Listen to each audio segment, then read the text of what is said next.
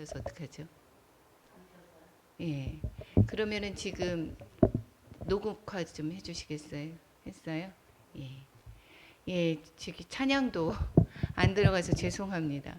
예, 오늘 그 말씀도 예, 묵음이었지만 같이 함께 합독한 줄로 믿습니다.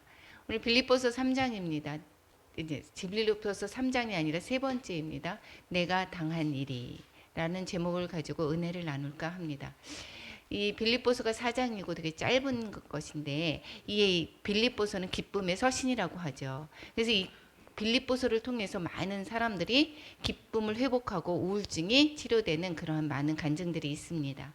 이 빌립보서는 빌립보 교회에 사도 바울이 편지를 하는데 옥중에 매어서 또한 보내는 가운데도 기쁨으로 있는 그러한 상황을 또한 전하는 것을 볼 수가 있습니다. 그리고 이 상황을 이야기를 하는 것이 아니라 왜 기뻐하는지 빌립보서를 통해서 우리가 기쁨에 관해서 나눌까 합니다.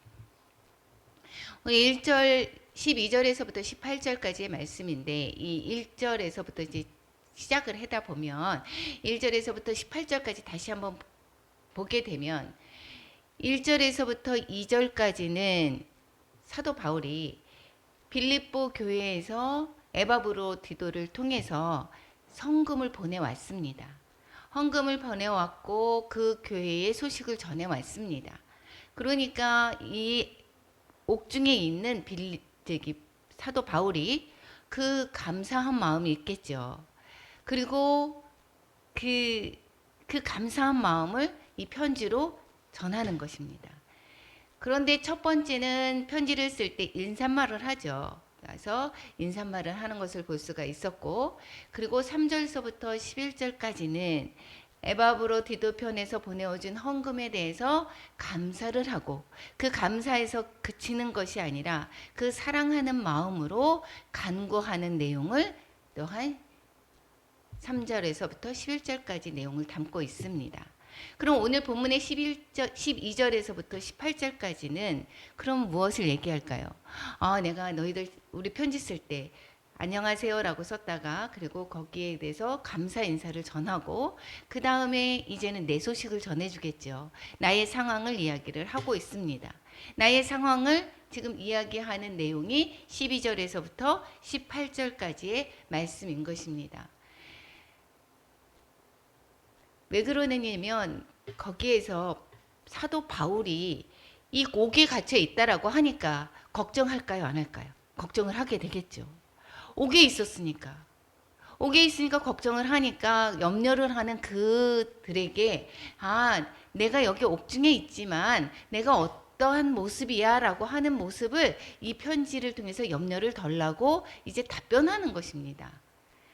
이 옥중에 있는 것이 오히려 복음 전파에 도움이 되었다라는 이야기를 하고 있습니다. 바울이 여기를 뭐라고 했습니까? 12절에 너희가 알기를 원하노라 이렇게 얘기하는 것은 빌립보 교인들에게 이 로마에서 벌어지는 그러한 복음에 대한 상황을 알려주기를 원한다라고 하는 그러한 말씀을 하고 있죠. 12절에서 보면 형제들아 내가 당한 일이 이렇게 얘기했습니다. 내가 당한 일이 무엇입니까? 감옥에 매어 있는 일. 그렇죠? 감옥에 갇혀 있는 일이 이러한 일이 바울이 복음을 전하다가 이 감옥에 갇힌 것이 너희를 걱정할 것이 아니야. 이렇게 얘기를 하는 거죠. 그래서 복음 전파에 진전이 된 줄을 너희가 알기를 원하노라 이렇게 얘기합니다. 여기에서 내가 옥에 갇혀 있지만 그것이 염려할 것이 아니라 오히려 복음 전파에 도움이 되었다라고 얘기를 하고 그것이 나에게는 정말 기쁨이다. 우리가 어떠한 문제를 당했는데 이것으로 인해서 거기에 푹 빠져서 내가 걱정과 근심 가운데 정말 매일같이 얼굴을 찌푸리고 힘들어하고 걱정하고 근심하는 모습이 아니라 이 사도 바울은 어떠합니까? 기뻐한다라고 얘기합니다. 오히려 그것을 통해서 복음 전파에 기회가 되었다라는 것을 말씀하시고 그리고 기뻐한다라는 것입니다. 그럼 우리는 상황을 보고 그 상황에 빠지지 않고 이 상황을 통해서 주님께서 행하시는 일들에 대한 감사를 하는 것을 가르쳐 주고 있죠. 13절에서 보면 어디에다가 그러면 어떻게 복음을 전했는가를 구체적으로 설명을 하고 있습니다.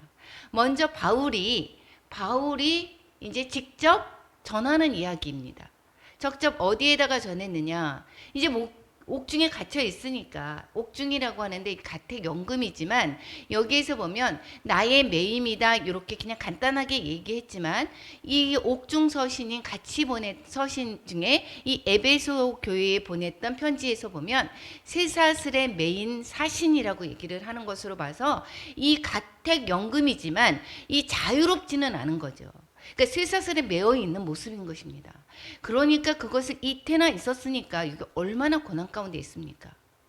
그리고 이거는 61년에서 한 63년 사이에 옥중에 매어 있었다라고 보고 거의 이 하반부에 있었으니까 이렇게 생활을 한 지가 정말 오래됐음에도 불구하고 이 사도 바울이 기뻐하는 모습은 정말 시사하는 바가 너무도 큽니다. 누구에게 전했느냐? 여기에 매어 있으니까 그 혼자 두는 것이 아니라 이 로마 그에서 보내준 시대 그 사람들이 그 시대원들이 사도 바울을 보살피고 있죠. 지키고 있습니다. 그러니까 이 시대원들에게 복음을 전했다라는 것이고 시대 안과 그 밖에 또한 모든 사람이다라고 얘기를 하는 것으로 봤을 때는 이 시대장이 뿐만 아니라 대원뿐이 아니라 이 가택연금이었으니까 로마에 사는 교인들이 이 사도 바울의 집으로 오겠죠. 그래서 이 사도 바울에게 왔을 때 이 집에서 즉 로마 가택연금 상태에서 그들에게 복음을 전했던 것을 보고 그들은 또한 복음을 듣고 그들은 밖으로 또 복음을 전했던 것을 볼 수가 있습니다. 그러니까 밖으로 또한 전해졌다라는 것입니다. 뿐만 아니라 이 사도 바울은 오는 과정에서도 복음을 전했었죠. 3차 전도 여행을 마치고 예루살렘에 갔습니다. 그리고 거기에서 아나니아의 그 고발로 인해서 갇힙니다. 천부장이 우선은 먼저 이 루시아, 천부장 루시아가 이 사도 바울을 가둬놓고 거기에서 이 사도 바울은 변명할 기회를 주죠. 그러니까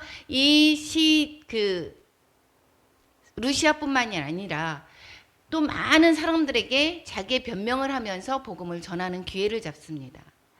그리고 죽이려는 의도가 있어서 이제는 그 천부장이 벨릭스 총독에게 보냅니다. 그 벨릭스에게 이제 보냈을 때 돈이 생길까 싶어서 벨릭스가 인연을 또 데리고 있습니다. 그랬을 때 거기에서도 또 복음을 전하고 그리고 뿐만 아니라 그 후에 이제 또 다시 총독이 바뀌는 베스도에게도 복음을 전하게 됩니다. 이 복음을 전하는 것이 그냥 전하는 것이 아니라 변명을 하면서 나의 변론을 하면서 내가 죄가 없음을 변론을 하면서 이제 전하게 되는 것이죠. 그리고 아그리파 왕에게도 전하는 계기를 삼았습니다.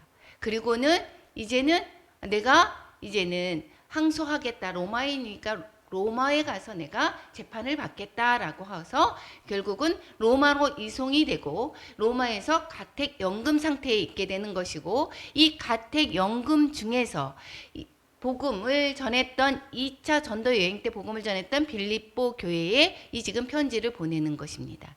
그랬을 때 이 감옥에서도 나는 이것이 내가 슬퍼할 일이 아니고 너희들이 걱정할 일이 아니다.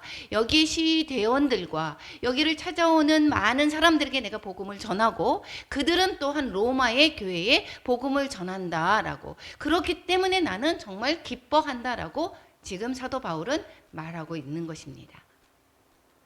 14절에서 보면 뿐만 아니라 여기에서 이 사도 바울이 직접 전하기도 하지만 그 사역이 이제 매였기 때문에 다른 성도들이 담대하게 복음을 전한다라는 것을 얘기를 하고 있습니다. 여기에서 14절에서 보면 로마의 형제 중 로마에 있는 성도들이 이제 이 사도 바울에게 복음을 듣고 이제 다수가 직접적으로 그 하나님의 말씀을 더욱 담대히 전한다라고 얘기를 합니다. 겁 없이 라고 얘기하는 것은 즉 압박들이 있었다라는 것입니다. 위험 속에서도 그들이 담대하게 복음을 전하고 있음을 이야기를 하고 있습니다. 이 전파하는 일에는 두 종류의 사람들이 있습니다. 전도자들이 두 종류의 사람들이 있는데 어떻게 사도 바울을 제외한 다른 사람들이 어떻게 전하느냐. 선한 뜻으로 전파하는 사람이 있다라고 얘기를 하고 또 그렇지 못한 사람도 있다라고 얘기를 합니다. 15절에서 16절에서는 뭐라고 얘기합니까? 15절 하반부에서는 어떤 이들은 착한 뜻으로 그리스도를 전파한다라는 이야기인데 이 착한 뜻으로 선한 뜻으로 전파하는 사람은 이 바울이 전파하려고 하는 그 목적을 바로 깨닫고 바울에 대한 그 선한 뜻을 가지고 바울을 사랑하는 마음으로 그를 도와서 복음을 전파하고 있다라는 이야기를 하고 있습니다. 여기에서 이 사도 바울이 하나님에 의해서 세워진 그 사도다라고 하는 그러한 신뢰를 가지고 그리고 사도 바울을 사랑하는 마음으로 복음을 전파한다라고 얘기하고 뿐만 아니라 15절 상반부와 17절에서 말씀하는 그 말씀은 복음을 전파는 하기는 하는데 이들은 시기심과 경쟁심으로 그리스도를 전파하는 사람도 있다라고 얘기를 하고 있습니다. 순수하지 못한 나쁜 의도를 가지고 있는 것은 이 사도 바울과 경쟁하려는 마음으로 시기하고 또한 하는 마음. 이 사도 바울이 널리 알려지는 그 마음이 이제 시기심이 생겼습니다. 그렇게 함으로써 말미암아 이제 시기심과 경쟁심으로 내가 복음을 전파를 함으로 말미암아 여기에서 감옥에 갇힌 바울을 견디기 힘들게 하려고 하는 그러한 마음으로 전하고 있다라는 것을 얘기하고 있습니다.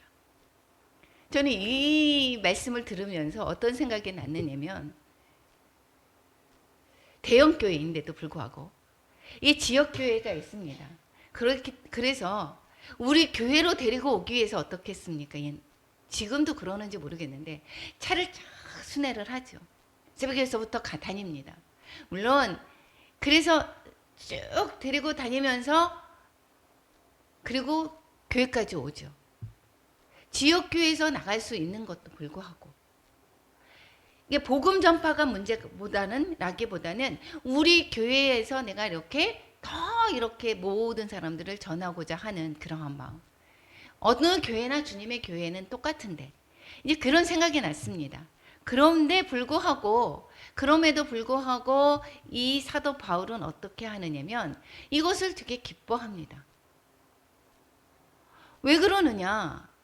거칠애로 하나 참으로 하나 무슨 방도로 하든지 전파되는 것이 그리스도이기 때문에 그렇기 때문에 기뻐하고 또한 기뻐한다라고 얘기합니다. 그러니까 그렇게 몰아서 가든 지역교회의 그 작은 교회를 정말 이제 문을 닫게 할 수도 있습니다. 그러한 경우는. 그럼에도 불구하고 어쨌든 주님의 복음을 전하는 것으로 기뻐할 수가 있다라는 것을 얘기를 하고 있습니다. 그러니까 이 초점이 어디에 있습니까?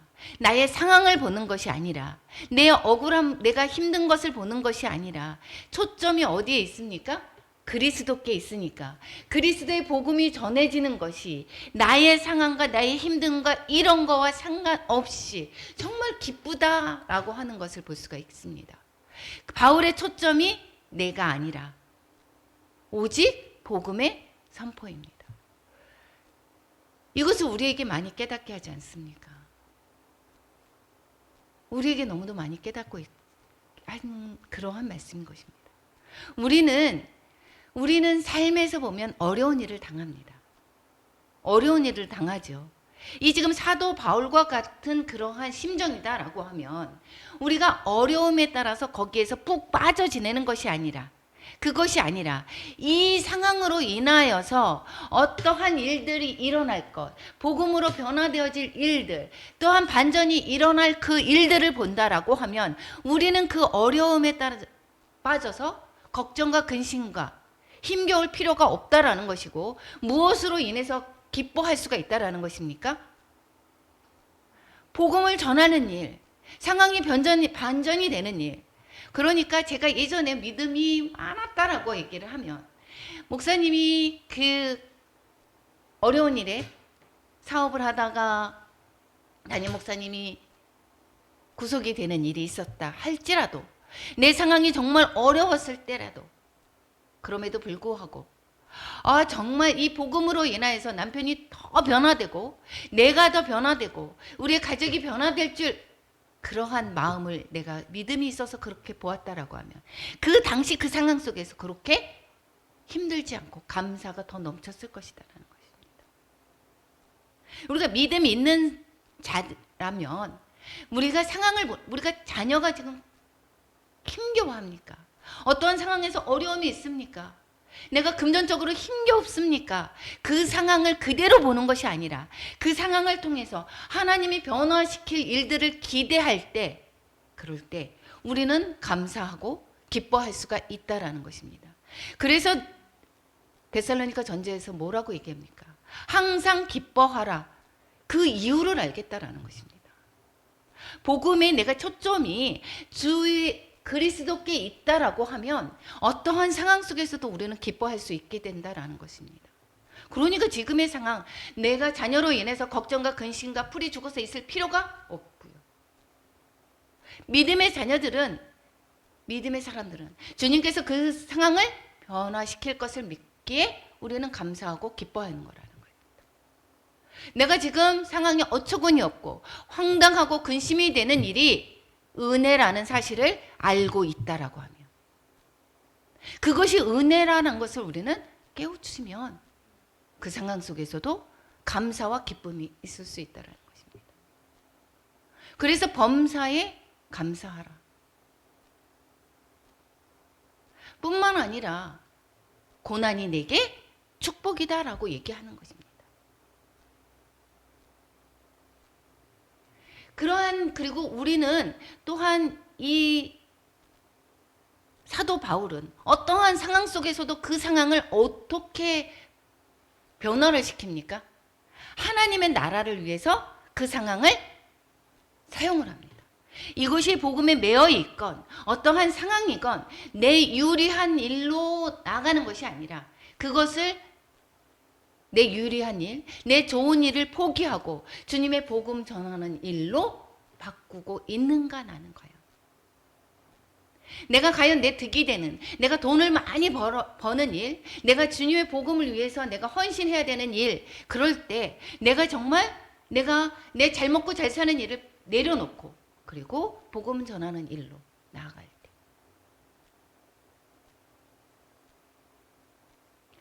어떤 분은 박사학위까지를 받으면서도 불구하고 그 학위증을 다 내려놓고 목사의 길을 걸어서 주님의 나라를 위해서 행했던 그러한 일들.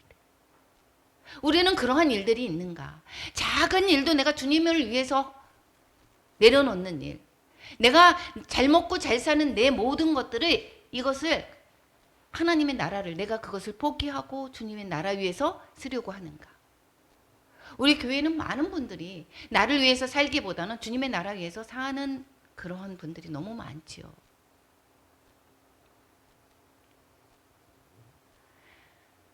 내가 또한 당한 일들을 인하여서 주변의 사람들이 은혜를 받게 하는가? 내가 어려운 일들을 만났습니다. 그 어려운 일들을 헤쳐나가는 모습을 보면서 그 주변 사람들에게 은혜를 끼치고 있는가를 또한 보시기 바랍니다. 내가 그 상황 속에서 어려운 그 상황 속에서 내가 거기에 푹 빠져 있다라고 하면 다른 사람들에게 은혜를 끼칠 수가 없습니다. 그 다른 내 당한 일로 인하여서 다른 사람들이 자글글글 받고 또 은혜를 받고 그 사람들을 변화시키는 일도 만들어야 될 것입니다. 내가 정말 어려운 일들을 만났습니다. 내가 그 믿음으로 잘 견뎌내고 잘 살아내는 모습을 보고 그래서 이웃이 나의 모습을 보고 회복이 되는 것. 그러한 일들이 있는가? 그렇게 삼아야 되겠다라는 것입니다. 즉 우리는 당한 일을 복음으로 해석할 때 나도 기쁘게 하고 성도들을 위로할 수가 있게 된다라는 것입니다.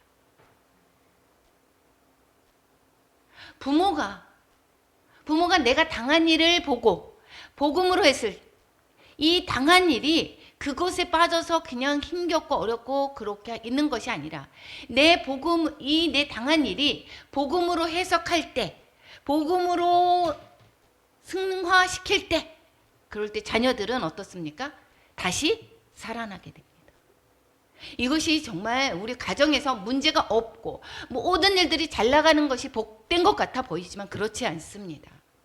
그렇지 않다라고 하는 것은 왜 그러느냐면 내가 교만해지기 쉽고 내가 복음에서 더 나아가는 것이 아니라 내가 복음이 희석이 될 수가 있습니다. 내가 복음으로 나가는 것이 방해가 될 수가 있습니다.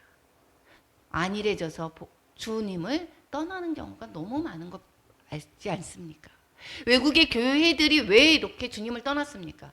처음에 주님을 믿음으로 말미암아 이제 부흥하고 번성했는데 이제 그때는 또 주님을 떠납니다. 우리나라도 마찬가지입니다. 이만큼 짧은 시간에 번성한 나라가 있습니까? 그럼에도 불구하고 지금은 많은 사람들이 편안해진 그 상황 속에서 오히려 주님을 붙잡는 것이 아니라 주님의 은혜라고 생각하면서 내가 더욱더 주님께 감사하는 것이 아니라 오히려 주님을 떠나는 일들이 얼마나 많습니까? 우리들 중에 아픕니다. 질병이 있습니다. 재정 때문에 그리고 가족 때문에 그 갇혀있는 분들이 있습니까? 그 당한 일이 복음으로 해석하는 은혜가 있길 축원합니다. 나의 당한 일이 결코 손해가 아니라 은혜가 되시기를 축원합니다. 예, 기도하겠습니다. 바울이 매임 속에서도 그 매임이 그리스도가 전파됨으로 기뻐하였던 것처럼 우리도 우리의 매임이 당한 일이 복음으로 해석되어 기뻐할 수 있는 은혜를 주시옵소서. 오로지 하나님으로 인하여 모든 상황 속에서도 기뻐하는 삶이 되게 하옵소서. 예수님의 이름으로 기도드립니다. 아멘.